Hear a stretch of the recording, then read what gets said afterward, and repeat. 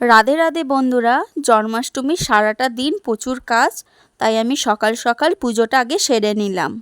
ততক্ষণ মা সবজিগুলো কেটে সুন্দর করে গুছিয়ে দিচ্ছিল, আর বাবা তালশাঁসটা বের করে নারকেলগুলো কুড়িয়ে দিয়েছিল, সেটা তোমাদের ভিডিওতে দেখানো হয়নি।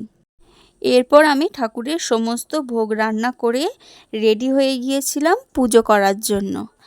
এদিকে সমস্ত কিছু সাজিয়ে গুছিয়েই আমি রেডি হতে গিয়েছিলাম, যাতে আমি রেডি হয়ে এসেই পুজোতে বসতে পারি। আমার পুজোতে বসতে বসতে প্রায় রাত্রি 8:15 হয়ে গিয়েছিল। তাড়াহুড়ো করে পুজোর জায়গাটা তেমনভাবে সাজানো হয়নি। তোমরা কমেন্ট করে জানিও আমাকে কেমন লাগছে শাড়ি পরে। এরপর আমি পুজোতে বসে গেলাম। গোপুসোনাদের কী কী ভোগ দিয়েছি তোমরা একবার দেখে নাও।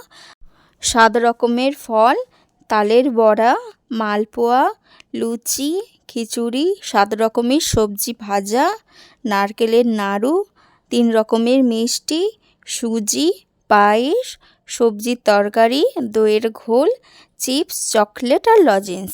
তারপর এই পাকা বুড়ির কাণ্ড দেখো, মুখের কত রকমের অঙ্গিভঙ্গিটাই না জানে। ওর এসব অঙ্গিভঙ্গি দেখলে আমার হাসি থামার নামই নেয় না।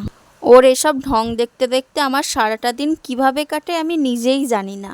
এরপর গোপুসোনাদের আমি পঞ্চামৃত দিয়ে স্নান করিয়ে দিচ্ছিলাম। পঞ্চামৃত দিয়ে স্নান করানোর পর ফলের রস আর সুগন্ধি জল দিয়ে স্নান করিয়ে দিচ্ছিলাম। স্নান করার পর গোপুসোনাদের আমি সুন্দর করে সাজিয়ে দিয়েছিলাম। আমার গোপুসোনাকে কেমন লাগছে তোমরা কমেন্ট করে জানিও।